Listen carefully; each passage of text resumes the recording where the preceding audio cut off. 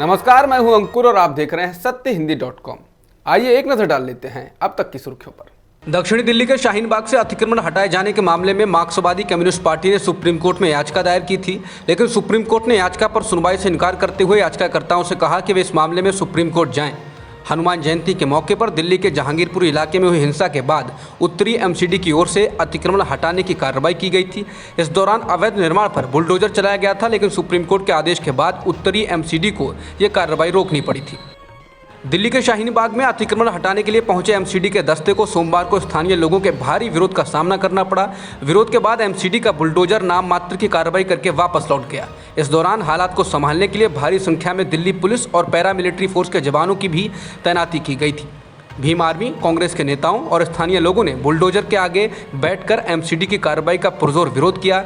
इस दौरान कई लोगों को हिरासत में भी लिया गया। ओखला से आम आदमी पार्टी के विधायक अमानतुल्लाह खान भी मौके पर पहुंचे और उन्होंने कहा कि शाहीन बाग में कोई अतिक्रमण नहीं है।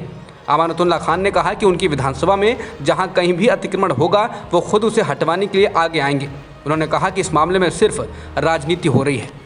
जहांगीरपुरी में अतिक्रमण विरोधी अभियान चलाने वाली नॉर्थ एमसीडी खुलकर अपने एक्शन का बचाव कर रही है। उसने सुप्रीम कोर्ट में सोमवार को कहा कि 20 अप्रैल को जहांगीरपुरी में अतिक्रमण विरोधी अभियान के दौरान कोई घर नहीं गिराया गया था और न ही किसी समुदाय को निशाना बनाया गया था। हालांकि तथ्य ये है कि जहांगीरपुरी में 16 अप्रैल को अवैध शोभा यात्रा पर जब दो समुदायों में टकराव हुआ तो अगले दिन बीजेपी के प्रदेश अध्यक्ष ने एमसीडी से मांग की कि वो जहांगीरपुरी में बुलडोजर भेजें, क्योंकि समुदाय विशेष के लोग सिर्फ बुलडोजर की भाषा समझते हैं। अगले दिन बुलडोजर कथित अतिक्रमणों को गिराने जहांगीरपुरी पहुंच गए। इस अभियान के दौरान वो मस्जिद भी निशाना बनी जिसके सामने 16 अप्रैल को बवाल हुआ था और उसके बाद दंगे शुरू हो गए थे।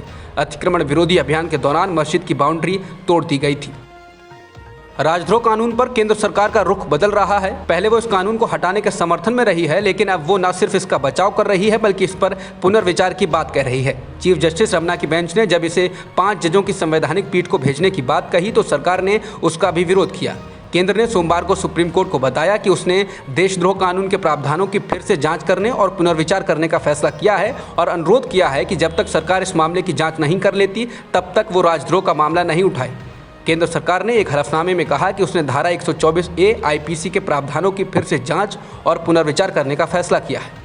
ज्ञानवापी मस्जिद में जहां सर्वे को लेकर विवाद जारी है, इस बीच इलाहाबाद हाईकोर्ट की लखनऊ पीठ के समक्ष ताजमहल को लेकर एक याचिका दायर की गई है। इस याचिका में मांग की गई है कि भारतीय पुरातत्व सर्वेक्षण यानी कि ASI को ताजमहल परिसर के अंदर 20 से अधिक कमरों के सीलबंद दरवाजों को खोलने का निर्देश दिया जाए ताकि ताजमहल से संबंधित इतिहास को लेकर विवाद को खत्म किया जा सके। दायर की गई याचिका में इसको लेकर फैक्ट फाइंडिंग कमेटी बनाने की मांग की गई है, जिससे वास्तविक इतिहास का अध्ययन किया जा सके और विवाद को खत्म किया जा सके। दायर याचिका में कहा गया है कि कुछ समूहों ने दावा किया है कि ताजमहल एक पुराना शिव मंदिर है जिसे तेजोमहल के नाम से जाना जाता था और ये कई इतिहासकारों द्वारा भी समर्थित है। याचिका में ये भी कहा गया है कि कुछ लोगों का ये भी मानना है कि ताजमहल ज्योतिर्लिंग की तरह दिखाई देता है। बीजेपी के वरिष्ठ नेता सुब्रमण्यम स्वामी ने पाकिस्तान से आए हिंदुओं के वापस लौटने को लेकर मोदी सरकार को घेरा है और इसको शर्म की बात बताया है। स्वामी ने ट्वीट कर कहा कि बीजेपी की केंद्र सरकार के लिए यह कितनी शर्म की बात है कि पाकिस्तान में मानवाधिकारों के उल्लंघन के शिकार लगभग 800 लोग जो भारतीय नागरिक बनने की उम्मीद में भारत आए थे, उन्हें मोदी सरकार की CAA को लेकर नहीं की गई कार्रवाई से धोखा मिला है और वे नाउम्मीदी के कारण वापस पाकिस्तान चले गए। बता दें, सोमवार को एक रिपोर्ट सामने आई जिसमें कहा गया कि भारत की नागरिकता पाने की उम्मीद से राजस्थान में रह रहे करीब 800 लोग पाकिस्तानी हिंदू साल 2021 में पाकिस्तान वापस लौट गए। कांग्रेस ने डॉलर के मुकाबले रुपए की कीमत अब तक के सबसे निचले स्तर पर पहुंचने को लेकर मोदी सरकार को निशाने पर लिया। दरअसल सोमवार सुबह रुपए की कीमत डॉलर के मुकाबले 51 पैसे गिरकर सबसे निचले स्तर पर पहुँच गई।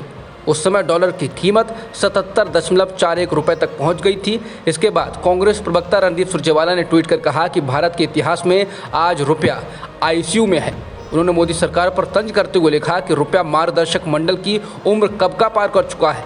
उन्होंने इसके साथ ही कहा कि NPA 75 साल में सबसे ज़्यादा है, सर्वाधिक बेरोजगारी है, महंगाई की मार ने कमर तोड़ दी है, सर्वाधिक महंगा पेट्रोल और डीजल है, मोदी है तो मुमकिन है।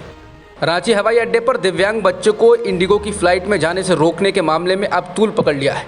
नागरिक उड्डयन मंत्री ज्योतिरादित्य सिंधिया ने उन रिपोर्टों के बाद उचित कार्रवाई का वादा किया है। नगर विमानन महानिदेशालय यानी कि DGCA ने भी इंडिगो से रिपोर्ट मांगी है।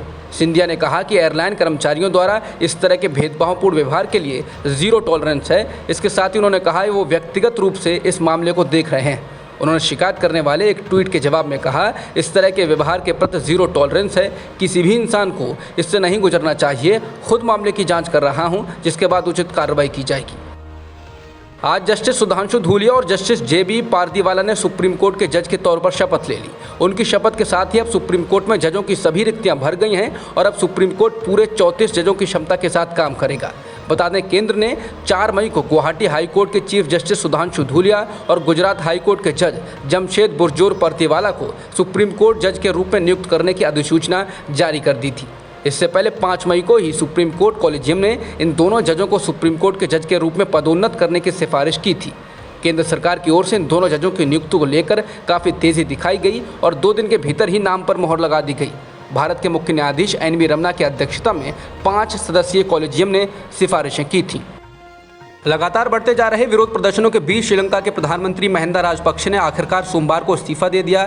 बता दें कि मुल्क में लगातार हो रहे प्रदर्शनों के बीच राष्ट्रपति गोटाबया राजपक्षे और प्रधानमंत्री महिंदा राजपक्षे से इस्तीफा देने की मांग की जा रही थी। बीते शुक्रवार को राष्ट्रपति ने एक अहम बैठक बुलाई थी और इसमें प्रधानमंत्री से पद छोड़ने का अनुरोध किया था। श्रीलंका में हालात लगातार बिगड़ते जा रहे हैं और ज़रूरी चीज़ों की किल्लत से परेशान लोग सड़कों पर उतर आए हैं। हालांकि लगातार बिगड़ते हालात की वजह से ही शुक्रवार रात से आपातकाल लागू हो गया था और बीते अप्रैल महीने में भी हुकूमत को आपातकाल लगाना पड़ा था। रूस और यूक्रेन के बीच 75 दिनों से जंग जारी है। इस बीच मॉस्को में आज रूस 77वां विजय दिवस मना रहा है। ये वो तारीख है जब द्वितीय विश्व युद्ध में नाज़ी जर्मनी पर जीत हासिल की गई थी। रूसी इस युद्ध को ग्रेट पेट्रियोटिक वॉर के रूप में याद करते हैं। इस साल का ये विजय दिवस और अहम है क्योंकि इस वक्त रूस और यूक्रेन के बीच युद्ध जारी है। विजय दिवस के मौके पर रूसी राष्ट्रपति व्लादिमीर पुतिन ने यूक्रेन के हमले को सही ठहराते हुए कहा है कि रूस यूक्रेन में बिल्कुल अस्वीकार्य खतरे का सामना कर रहा था। पुतिन ने कहा कि रूसी सेना यूक्रेन में अपनी मातृभूमि की रक्षा करने के लिए लड़ रही है। पुतिन ने कहा कि यूक्रेन में रूस के हस्तक्षेप की ज़रूरत थी क्योंकि पश्चिम क्रीमिया सहित हमारी ज़मीन पर आक्रमण की तैयारी कर रहा था। अब तक की खबरों में इतना ही। बाकी खबरों के लिए बने रहिए सत्यहिंदी.com के साथ।